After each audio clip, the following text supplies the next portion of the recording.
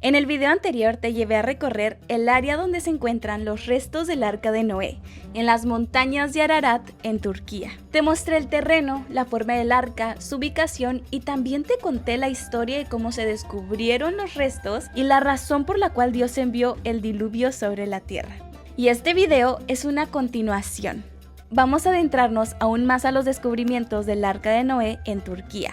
Y te voy a mostrar el lugar donde Noé vivió después de que se estacionara el arca, justamente en el mismo lugar que ocurrió la maldición a su nieto Canaán. Pero quiero que sepas que desde ahora, a lo largo de este video, te voy a estar mostrando nuevas imágenes y mejores tomas del Arca de Noé. Así que no te vayas, quédate hasta el final porque lo más impresionante viene más adelante. Amigos, si se pueden dar cuenta, justamente detrás mío está el monte de Ararat. El monte Ararat es el monte más alto de Turquía, que justamente en estos montes fue en el cual Dios estacionó el Arca de Noé. Y reposó el arca en el mes séptimo, a los 17 días del mes, sobre los montes de Ararat. Después de nuestro recorrido, manejamos hacia el lugar donde se encuentran las famosas piedras de ancla. Nuestro recorrido fue muy interesante. A lo largo del camino estuvimos cantando canciones cristianas junto con el guía y él también cantaba canciones en su idioma turco. Arabayala gitmek isin yol tehlikeli mi? Yok. Sizi ben götüreceğim, korkmayın. Kunkukok rüzgar var. No, orada no rüzgar, no. No? Ben sizi getireceğim, ben.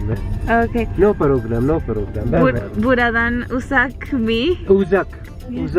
Casi está lejos. 35 kilometre. 35 kilómetros. Burada da. Cuando me llamaste, cuando me elegiste, cuando me dijiste que tú eras mi amigo. Yo dejé casa y pueblo por seguir tu aventura. هم گلی هم درمانیت هم درد هم ریحانی ریحانا رزو جما ملابکو از بیرین دارم ویدیومه ریحانا رزو جما ملابکو از بیرین دارم هم گلی هم درمانیت هم درد هم ریحانی ریحانا رزو جما ملابکو از بیرین دارم. ¿Y cómo descubrieron que esta era el arca? Un piloto aquí turco que se dedicaba a tomar fotos como de la topografía, ¿no? De los montes y todo eso, desde arriba con el avión. Estaba tomando, era parte de su trabajo y cuando estaban checando las fotos vieron la estructura como de barco y ellos pues como tienen mucha experiencia con fotos, siempre se la pasan tomando fotos de las montañas. Nunca habían visto algo así. Se les figuró que era como barco, parecía barco, pero se les hizo raro porque ¿cómo va a haber un barco acá si no es mar? ¿Sabes? O sea, no hay mar ni nada de eso. Entonces ya fueron a investigarlo y pues salió aquí en las noticias de que, pues el Arca de Noé, ¿no? Porque pues sabían que fue en estos montes y todo eso. No se hizo mundial la noticia hasta que ya después por un terremoto, el lodo que la cubría pues se fue descubriendo más y más. Y pues ya fue cuando ya se hizo un poco más conocida la historia y fue cuando vinieron pues varios arqueólogos y que uno de ellos es Ron Wyatt, que llegó.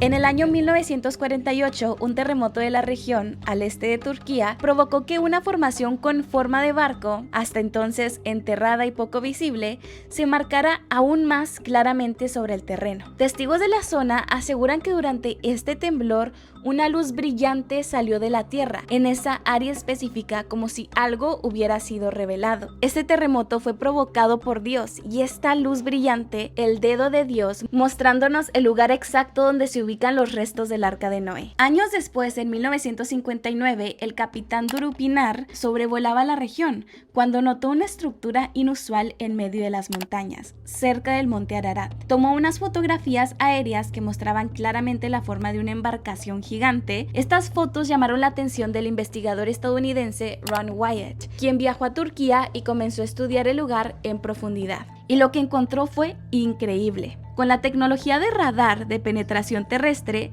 se descubrió que la estructura tenía 3 niveles, así justamente como nos lo menciona en la Biblia en Génesis 6:16. Harás al arca una ventana y la acabarás con un codo de elevación por la parte de arriba, y pondrás la puerta del arca a su lado, y le harás piso bajo, segundo y tercero. Los estudios mostraron que 2 de estos niveles colapsaron con el tiempo, pero aún se pueden rastrear los compartimientos internos. Además, se extrajeron fragmentos de metal, entre ellos aluminio, el cual es un material que no se encuentra naturalmente en estado puro, en la naturaleza, sino que debe ser procesado por el hombre. Esto indica que el aluminio en esta región fue hecho por un hombre. Todo esto ha reforzado de que lo que se encuentra en los montes de Ararat no es una simple formación geológica, sino una embarcación enorme que encaja con la descripción bíblica del Arca de Noé.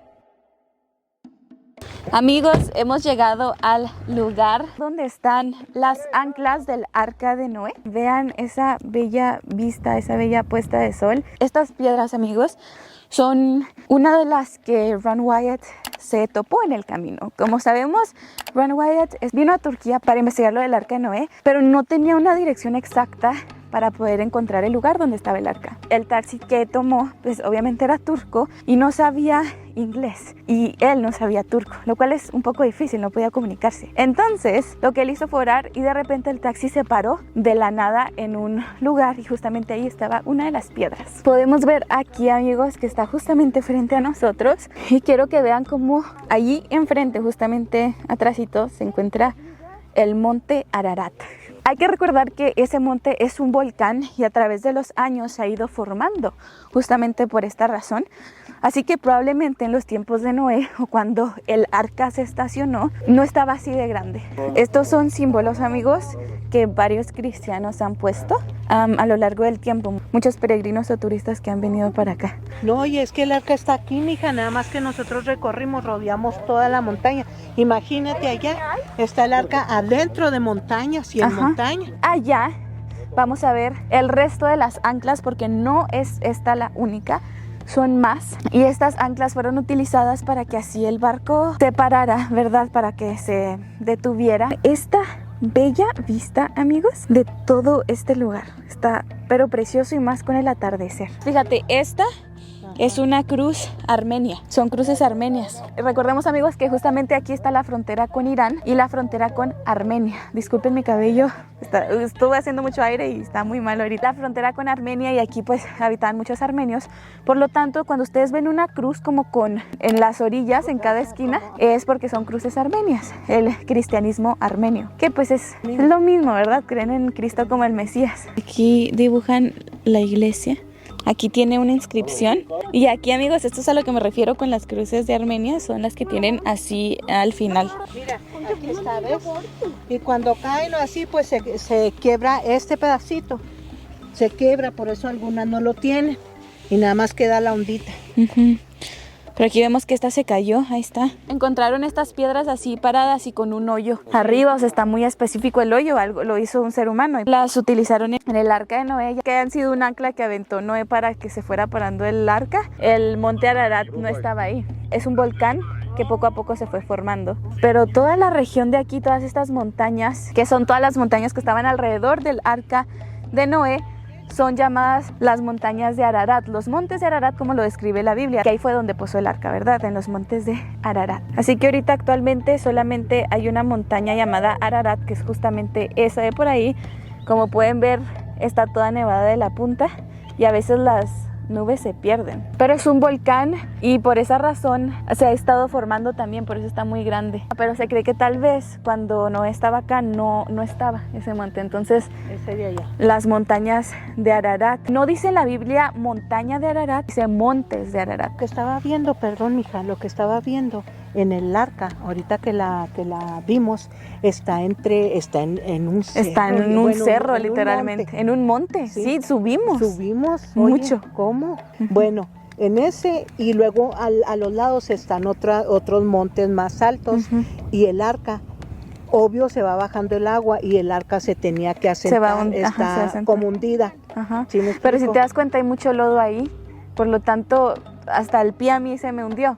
Miren, sí, aquí pueden ver literalmente el soquete en mi zapato. Entonces es obvio que el arca se iba a ir hundiendo. Eso es nada más lo de encimita, porque el arca estaba inmensa. Entonces, mero abajo todavía está, ahí y hay huecos, te lo puedo asegurar. Sí. Aparte se sentía la tierra ahí arriba del arca bien Sí, como que... Como hueco. Ajá, como si te fueras a hundir. Ajá. Y fíjate que yo se sentía hueco cuando Sí. caminábamos encima, hueco adentro. Y ya hicieron varios estudios, y sí, con radar y todo, y se ve que ahí abajo Sí. está hueco. Y que hay varios niveles midieron, incluso. ajá. Sacaron cobre, aluminio, y Sí, se dieron o sea... cuenta que eso solamente lo hace el hombre. Amigos, también otro dato interesante es que justamente aquí en este lugar es donde Noé y sus hijos estuvieron viviendo. Ya saben, cuando pasó justamente lo del viñedo, que Noé plantó un viñedo, se emborrachó y su hijo Cam lo vio desnudo y se burló de él. Por esa razón, Noé maldijo a su nieto Canaán, hijo de Cam, por la maldad que había en su hijo Cam, por haberse burlado de Noé, por haberle faltado al respeto. Y después de que el arca se posó sobre los montes de Ararat, como lo dice Génesis 8:4, y Noé y su familia salieron del arca, comenzaron una nueva etapa sobre la tierra. Dios les dio una promesa y un pacto sellado con el arco iris. A partir de ahí, la humanidad comenzó de nuevo. Y fue entonces cuando Noé, con la tierra aún fresca tras el diluvio, decidió cultivar. Y comenzó Noé a labrar la tierra, y plantó una viña, y bebió del vino, y se embriagó. Y estaba desnudo en medio de su tienda. Fue entonces cuando ocurrió un episodio que marcaría el destino de la maldad de las naciones. Su hijo Cam, padre de Canaán, vio la desnudez de su padre y se burló de él. En vez de cubrirlo con respeto, fue y le contó a sus hermanos, probablemente con burla o desprecio. Este acto reveló una falta de honra y reverencia y de temor hacia la figura paterna. Pero lo que hizo la diferencia fue la reacción de los otros dos hijos de Noé, Sem y Jafet. Ellos tomaron una manta, la pusieron sobre sus hombros y caminaron de espaldas para no ver la desnudez de su padre, cubriéndolo con dignidad y respeto. Este gesto fue profundamente valorado por Noé. Cuando Noé despertó y se enteró de lo sucedido, no maldijo directamente a Cam, sino al hijo de Cam, Canaán. Maldito sea Canaán, siervo de siervos será de sus hermanos. Esto nos habla de una consecuencia generacional. Este pasaje encierra una gran lección espiritual. Honrar a nuestros padres no solo es un mandamiento mencionado en Éxodo 20:12, sino un principio que trae consecuencias positivas o negativas para las generaciones futuras. Cuando Noé maldijo a Canaán, el hijo de Cam, ese linaje comenzó a desviarse cada vez más del camino de Dios. Entre sus descendientes estuvo Nimrod, hijo de Cus, quien fue el primer gran caudillo rebelde contra Dios, fundador de la Torre de Babel, Nínive y otras ciudades paganas. Nimrod no solo fue un cazador poderoso, sino también un símbolo de rebelión contra Dios. Esto nos lleva a una reflexión profunda.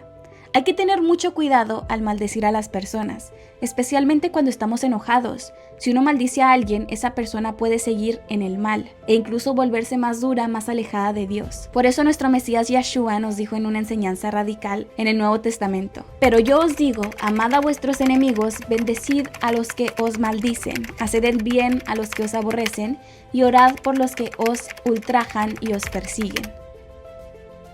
Y uno podría decir, ¿cómo voy a bendecir a alguien que me hace daño? Pero Yeshua no nos pide bendecirlos para que les vaya bien en el mal, sino para que sean transformados. Los bendecimos para que Dios toque sus vidas, para que cambien, para que dejen de hacer el mal. Ese es el corazón del Evangelio, romper el ciclo de odio y sembrar bien donde hay mal.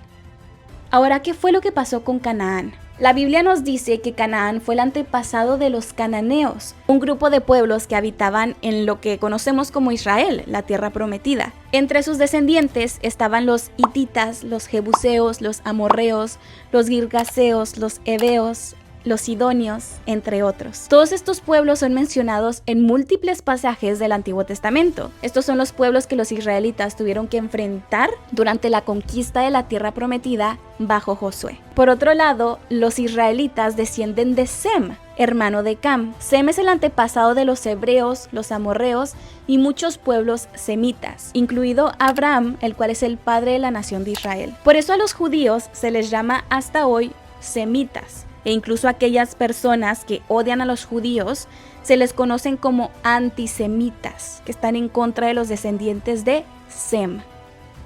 Cam, además de tener a Canaán, tuvo también otros hijos, como lo menciona en Génesis 10:6. Y los hijos de Cam fueron Cus, Misraim, Fut y Canaán. Misraim es el nombre hebreo para Egipto, así que Egipto y Canaán eran hermanos, ambos hijos de Cam, y ambos en distintas épocas serían enemigos del pueblo de Israel, los descendientes de Sem. Cus dio origen a los pueblos de Etiopía y Nubia. Fut está relacionado con el norte de África. Y Canaán, como ya vimos, habitó en lo que hoy es Israel, el Líbano, Gaza, partes de Siria y de Jordania. Ahora, ¿qué fue lo que le pasó a los descendientes de Jafet? Bueno, sus descendientes poblaron el norte y el occidente, Asia Menor, Europa y el Cáucaso. Entre ellos están los medos, los griegos y los pueblos marítimos. Toda esta genealogía nos muestra que la historia de Noé no termina con el arca, sino que desemboca en el origen de las civilizaciones, los conflictos y la línea que llevaría finalmente al Mesías. Entonces es súper interesante pensar que justamente en este lugar, en esta tierra, fue donde Noé estuvo con sus hijos, con su familia. Literalmente fueron las primeras pisadas aquí. La primera tierra que vieron, la primera tierra que estuvieron cultivando. Y pues de aquí muchos de sus hijos partieron a otros lados. Allá podemos ver el monte Ararat y justamente el monte Ararat lo comparten 3 países. Bueno, realmente no es como que lo compartan 3 países, sino que 3 países lo ven. O sea, el monte Ararat está dentro de Turquía, pero está justamente en la frontera entre Irán y Armenia. Entonces, recordemos que Irán era Persia, ¿verdad? Ahorita actualmente pues con todo lo que ha pasado, mucha historia, ¿verdad? Que este video sería muy largo si se las cuento. Pero Irán, amigos, lo que hoy conocemos como Irán, era Persia antiguamente, que justamente de ahí viene la historia de la reina Esther, que pasó justamente en Persia. Podemos darnos cuenta que los descendientes de Sem, del hijo de Noé, partieron para aquel lado, rumbo a aquel lado. Y la palabra de Dios nos dice que los descendientes de Cam partieron a toda la región de Canaán y a África, ¿verdad? Porque recordemos que Cam tuvo 4 hijos, 2 de ellos son Canaán y el otro hijo que les quiero mencionar es Misraim, que es Egipto. La forma de decir Egipto en hebreo es Misraim. Así que ellos partieron hacia el otro lado, lo cual es súper interesante. Justamente aquí, en esta tierra, de aquí, partieron los hijos de Noé hacia rumbo a diferentes sitios. Hay bastante historia bíblica aquí en esta tierra, amigos.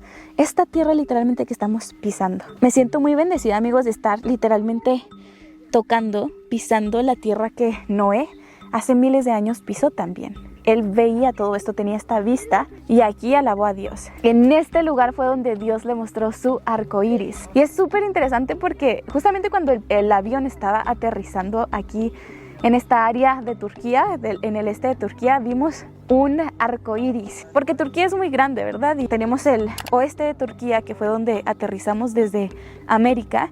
Y tenemos el este de Turquía, que es justamente acá donde está el arco. O sea, está retirado esta área de los lugares turísticos. Por lo tanto, aterrizamos 2 veces en Turquía. Y la primera vez no vimos, amigos, ningún arco iris. Y es súper curioso cómo la segunda vez que aterrizamos en un territorio turco, que fue justamente aquí en este pueblo para conocerlo del arca de Noé, sí vimos un arco iris literalmente en el cielo mientras estábamos en el avión. Lo cual se nos hizo impresionante. Ver un arco iris desde el cielo es otra cosa. Y la verdad que qué mejor show que nos dio Dios que mostrarnos un arco iris justamente en el lugar donde reposó el arca de Noé y donde Dios le mostró un arco iris por primera vez a Noé, en este mismo lugar. En esta área vivía Noé antes del diluvio. Esta área estaba corrompida, ¿verdad? Por todos estos pecados. En esta área había gigantes. Saben, son muchas preguntas que la Biblia a veces no nos responde y es porque, imagínense, todas las cosas que Dios no nos ha dicho, todos los detalles, es demasiado. Es infinito, es eterno Dios y todas sus maravillas. Pero sí son algunas de las preguntas que tengo, ¿verdad? Porque también hay que pensar que durante el diluvio pudo que, obviamente, el arca se movía y puede que haya terminado miles de kilómetros lejos de donde Noé vivía o de donde la construyeron. Así que hay como varias teorías, pero si aquí, en este mismo lugar, fue donde Noé vivía, sería muy impresionante saber que aquí es donde caminaban esos gigantes, que aquí fue donde estos ángeles caídos, estos demonios, se mezclaron con las mujeres teniendo gigantes, donde los gigantes literalmente se comían a los seres humanos. Imagínense, o sea, cayó el agua y aún así en esta tierra, en estos suelos hay tanta historia, tantas cosas enterradas. cadáveres, muchísimas cosas, amigos, o sea, tantas cosas que podemos encontrar. Y aquí seguimos, miles de años después, pisando estos mismos lugares. Y mientras nos alejábamos de este lugar lleno de historia y de misterio, el camino nos sorprendió con una imagen inesperada. Un rebaño entero de ovejas cruzando la carretera, guiadas por sus pastores, una tras otra, tranquilas, obedientes, como si nada más importara que seguir la voz del que las guía. No pude evitar pensar en las palabras de Yeshua en Juan 10:27. Mis ovejas oyen mi voz, yo las conozco y me siguen.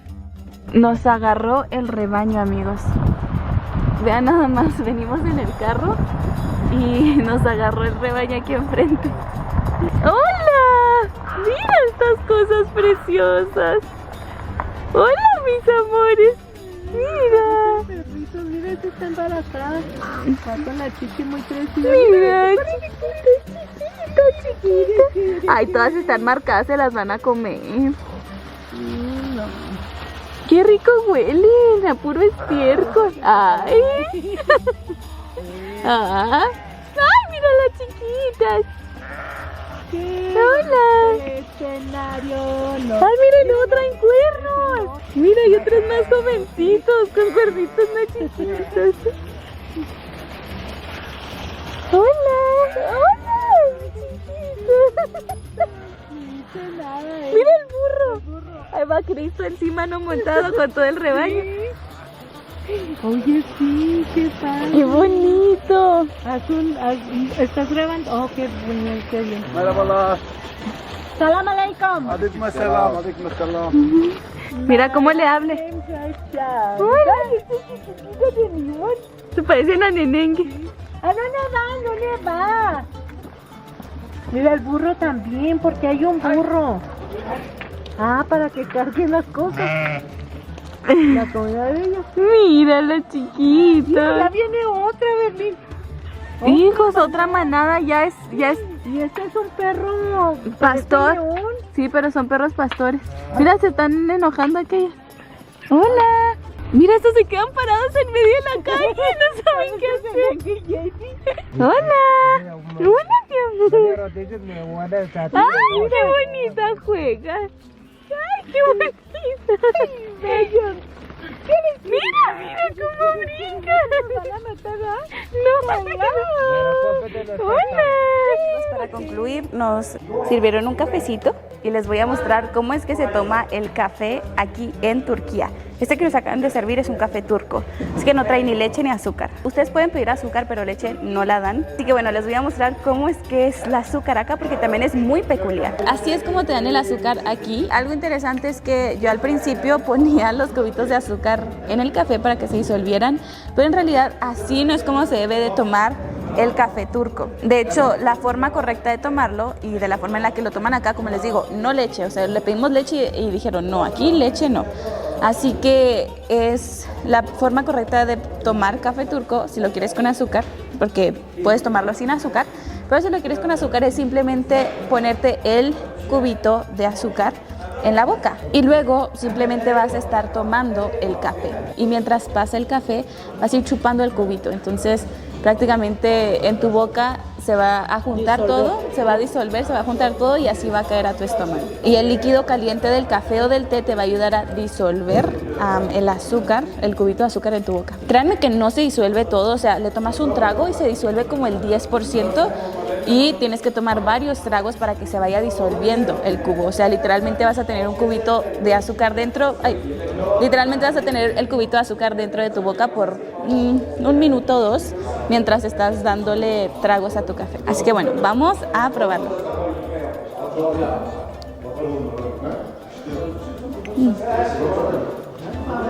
Está bien amargo y de repente siente dulcecito. Ajá, se siente amargo al principio porque es café puro, pero ya que pasa el azúcar.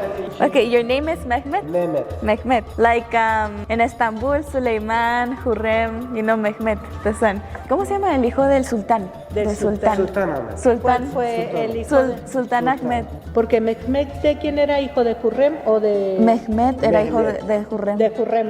Sí, porque en el Imperio Otomano uno de los sultanes más poderosos fue el sultán Suleimán, y pues su esposa, la cual más amó, tenía varias mujeres, ¿verdad? Pero la cual más amó fue Hurrem, y ella tuvo un hijo con él llamado Mehmed, así justamente como él se llama. Está muy cargado el café, pero al parecer tienes que irlo disolviendo, y esto te lo tomas. Al final te pueden leer el té, y hacen como cuando leen la mano, te leen el té con lo poquito que dejas. Sí, por eso no me gusta. Sí, amigos, porque sabemos que nosotros no creemos en eso, ya que pues tenemos a Dios con nosotros, ¿verdad? Disculpen las greñas, es que el aire está pero fuerte allá afuera. Vean nada más cómo terminé. Podrían decir, Berlín, ¿ya estabas así? ¿De qué hablas? Después de haber caminado por donde caminó Noé, visto lo que él vio, entendió un poco más sobre el mensaje espiritual que nos deja su historia. Ver este rebaño fue como un recordatorio final de lo que Dios espera de nosotros, que seamos ovejas que oyen su voz y lo siguen con confianza, incluso cuando no saben hacia dónde van, incluso cuando el camino parece detenerse. Aquí, entre los montes de Ararat, la historia bíblica sigue viva, sigue hablándonos, sigue susurrándonos a través de cada piedra, cada viento, cada nube que cruza el cielo. Lo que Dios habló a través del diluvio, de la obediencia de Noé, de la maldición de Canaán y de la descendencia de Sem, siguen teniendo eco hoy. Gracias por haberme acompañado en esta segunda parte de nuestro viaje al Arca de Noé. Nos vemos en el próximo video, donde conoceremos más lugares de la historia bíblica. Que el Señor te bendiga y te guíe como buen pastor a su rebaño.